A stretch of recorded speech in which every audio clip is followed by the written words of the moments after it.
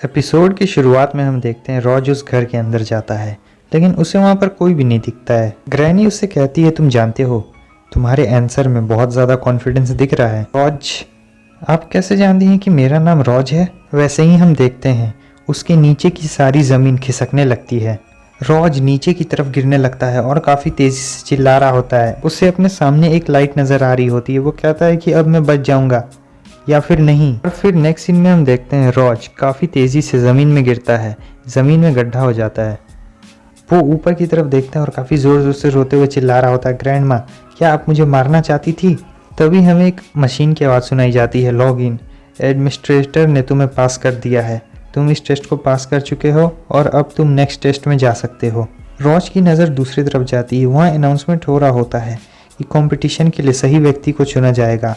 यहाँ पर कोई टाइम लिमिट नहीं है, लेकिन आप किसी को मार नहीं सकते हैं। हम देखते हैं कि वहाँ पर बहुत सारे लोग आए हुए होते हैं और फिर वो मशीन की आवाज़ कहती है, और फाइनली आप सभी का स्वागत है लॉगी कॉलेज में।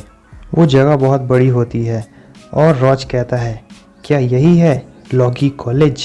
उन सभी बंदों की नज़र रॉज पे जाती है और उनमें से एक ये वाला बंदा कहता है, ओह देखो यहाँ पर एक छोटा सा बच्चा भी आया है। आखिर लॉगी कॉलेज के एडमिशन सिस्टम इतना ज़्यादा सॉफ्ट कैसे हो सकता है? देखो छोटे बच्चे, मैं तुम्हें दिखाता हूँ अपना स्टोन फिस्ट, ताकि तुम समझ पाओ कि यहाँ की दुनिया और बाहर की दुनिया में कितना अंतर है। उस हेयर बैंड वाले बंदे के पीछे एक बड़ा सा बॉडी बिल्डर आता है और कहता है कि मेरे रास्ते से हट जाओ। वो बंदा कहता है ठीक है, लेकिन वैसे ही वो अपने स्टोन फिस्ट से उस बॉडी बिल्डर को एक मुक्का मारता है। वो हेयर बैंड वाला बंदा कहता है कि तुम सबसे पहले मेरे मुक्के का मजा चखो और फिर हम देखते हैं कि तुम मेरे रास्ते में फिर से आते हो या फिर नहीं। मेरा फीस्ट भारी चीज़ों को एक जगह से दूसरी जगह तक पहुंचा सकता है, भले ही तुम एक हाथी क्यों ना हो, फिर भी तुम मारे जाओगे। मगर हम देखते हैं कि उस बॉडी बिल्डर को कुछ नहीं हुआ होता है। वो उस बंदे को अपने दोनों हाथों से जकड़ लेता है। वो बंदा उससे कहता है, तुम अभी भी कैसे हिल सकते हो, मुझे छोड़ो।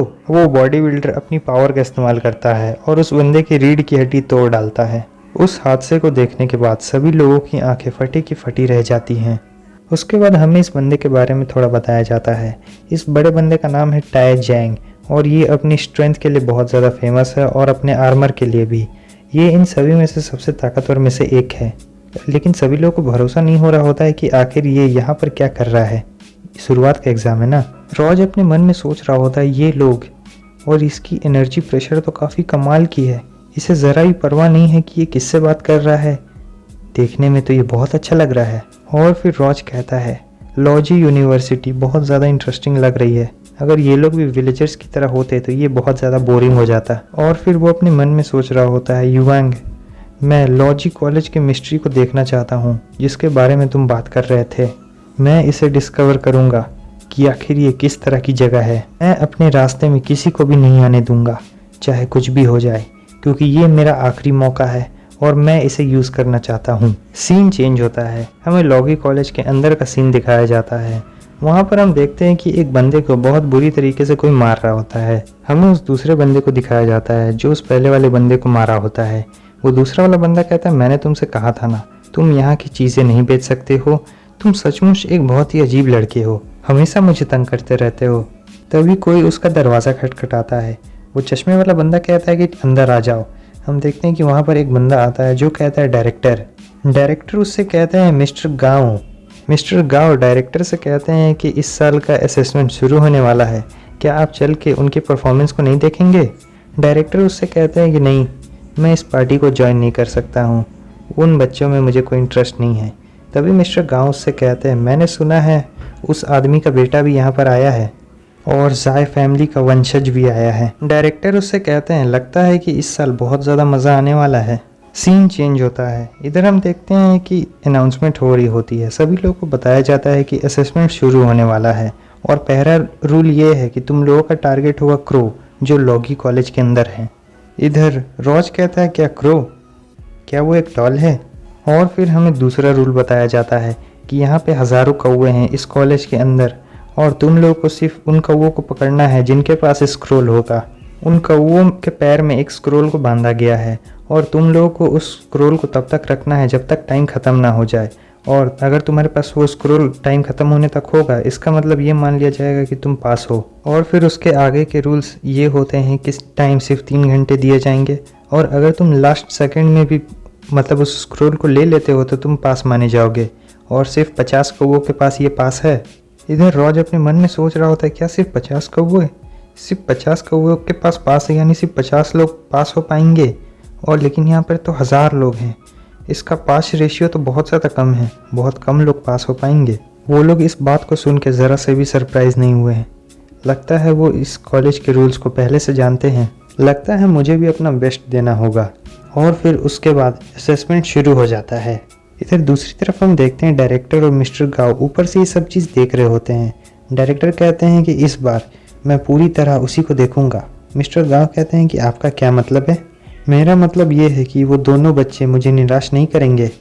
सीन चेंज होता है। इधर हमें रॉज को दिखाया जाता है जो कि छुप छुप के कौवों को ढूंढ रहा होता है, मगर आधे घंटे बीत जाने के बाद भी उसे एक भी कौवा नहीं दिखता है। वो इधर उधर घूम रहा होता है और कहता है ये शाओ जूजी कहाँ चल गया, क्या हुतिया कंपेनियन है, अब मुझे इसे अकेले ही खेलना होगा।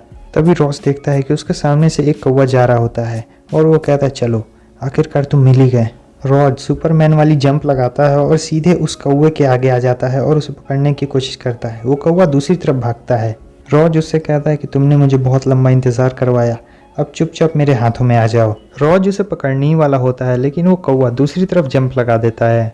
रॉज की रफ्तार बहुत तेज़ होती है इसलिए वो हवा में रुक नहीं सकता है। अब उसके आगे एक बिल्डिंग आ चुकी होती है और वो टकराने वाला होता है, लेकिन वैसे ही वो एक लोहे के पाइप को पकड़ लेता है और पीछे घूम घूम कर स्पाइडरमैन वाला पोज देके नीचे उतर जाता है। उसके बाद रॉज अपनी वॉर स्पिरिट को बाहर निकालता है और कहता है इधर देखो छोटे से कौवे, ये तुम्हारे लिए सम्मान की बात है कि मैं तुम्हें पकड़ने के लिए अपनी वॉर स्पिरिट को बाहर निकाल रहा हूँ।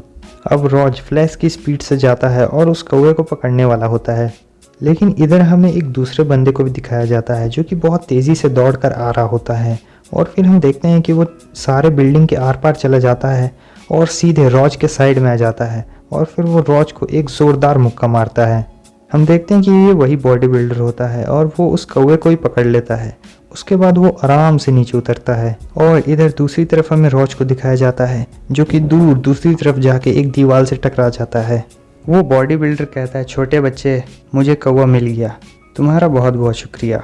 और उसका किस्मत भी साथ दे रहा होता है क्योंकि उस कौवे के पास होता है। उस पास को ले लेने के बाद वो बॉडी बिल्डर उस कौवे से कहता है यहाँ से दूर हट जाओ बदबूदार कौवे कहीं के। इधर दूसरी तरफ हमें रॉज को दिखाया जाता है जो कि काफ़ी तेज़ी से वहाँ से निकलता है और उस बॉडी बिल्डर से कहता है तुम्हें थैंक्स बोलने की इतनी जल्दी क्या है, क्योंकि मैंने तुमसे अभी तक ये नहीं कहा है कि मैं वो तुम्हें देने वाला हूँ। वो बॉडी बिल्डर कहता है वाह ये काफ़ी अच्छी स्पीड है, लेकिन मुझे नहीं लगता है कि ये मुझ पे थोड़ा सा भी असर करने वाली है। और फिर वो बॉडी बिल्डर कहता है कि मेरा नाम है टाई गैंग, अब तुम गिरने से पहले मेरा नाम जान चुके हो। और फिर हम देखते हैं वो भी अपनी वॉर स्पिरिट को बाहर निकालने लगता है और कहता है मैं तुम्हें ऐसे मारूंगा कि तुम्हें ज़रा सा भी दर्द नहीं होगा।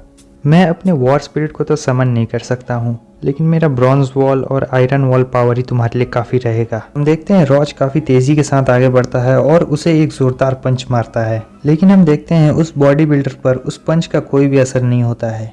वो बॉडी बिल्डर रॉज से कहता है देखा मैंने जैसा तुमसे कहा था, तुम्हारा कोई भी हमला मुझ पर काम नहीं करने वाला है। उसके बाद हम देखते हैं वो बॉडी बिल्डर काफ़ी तेज़ी के साथ रॉज को एक पंच मारता है, लेकिन हम देखते हैं रॉज उस पावरफुल पंच को अपने एक हाथ से ही ब्लॉक कर लेता है। वो पंच खाने के बाद रॉज सोच रहा होता है कि ऐसा लग रहा है कि मेरे इंटरनल ऑर्गन्स हिल चुके हैं। वो बॉडी बिल्डर रॉज से कहता है देखने से तो ऐसा लग रहा है कि तुम पहले से बस थोड़े से तेज़ हो, तुम भी उस पहले वाले बच्चे जैसे ही हो, तुम भी किसी काम के नहीं हो। चलो मैं तुम्हें एक सबक सिखाता हूँ, ये कोई ऐसी जगह नहीं है जहाँ पे तुम आ सको, समझे छोटे कीड़े कहीं के। और फिर वो एक ज़ोरदार मुक्का रॉज की तरफ मारता है, लेकिन रॉज उस हमले को डॉज कर लेता है।